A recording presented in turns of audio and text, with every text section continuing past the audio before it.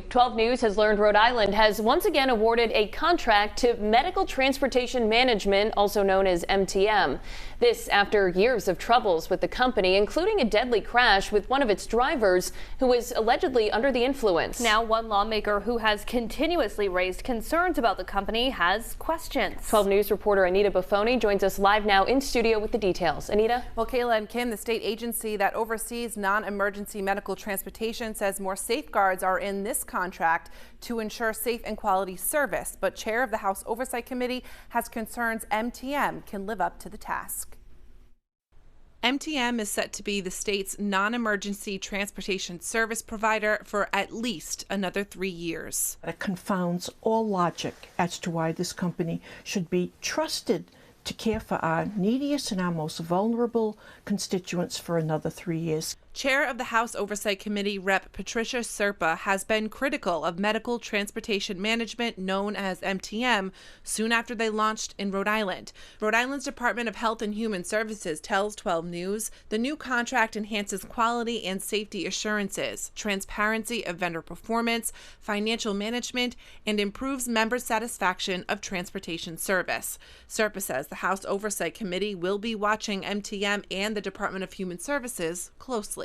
We have no authority to pull a contract, so now it's going to be up to that office to monitor and hold that company to task. The contract goes into effect in July and expires in June 2026, with a chance of renewal for up to 4 more years.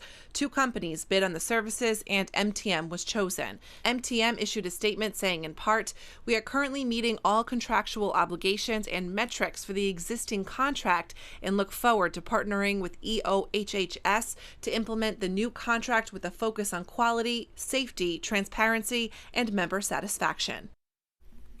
Now, I'm told by Governor Dan McKee's campaign that 3 fundraisers were recently held by an MTM lobbyist for McKee, the last one in January of this year. But the governor's campaign claims there is no connection between the fundraisers and the new contract.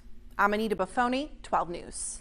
Rhode Island has once again awarded a contract to Medical Transportation Management, or MTM. This comes after repeated issues with the company, including a deadly crash involving one of their drivers who was allegedly under the influence. Anita Baffoni joins us now live in studio with the latest. Anita?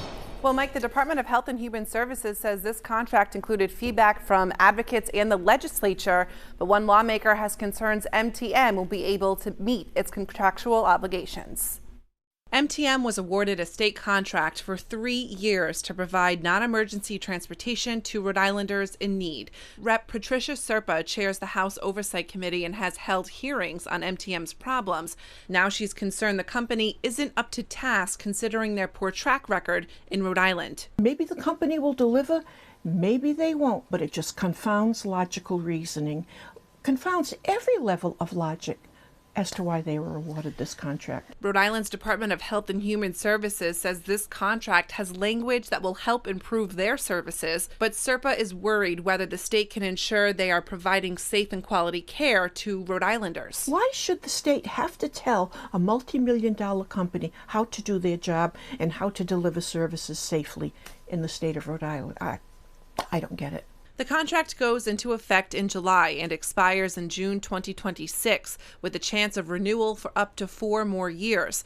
2 companies bid on the services and MTM was chosen. MTM issued a statement saying, in part, "We are currently meeting all contractual obligations and metrics for the existing contract and look forward to partnering with EOHHS to implement the new contract with a focus on quality, safety, transparency, and member satisfaction."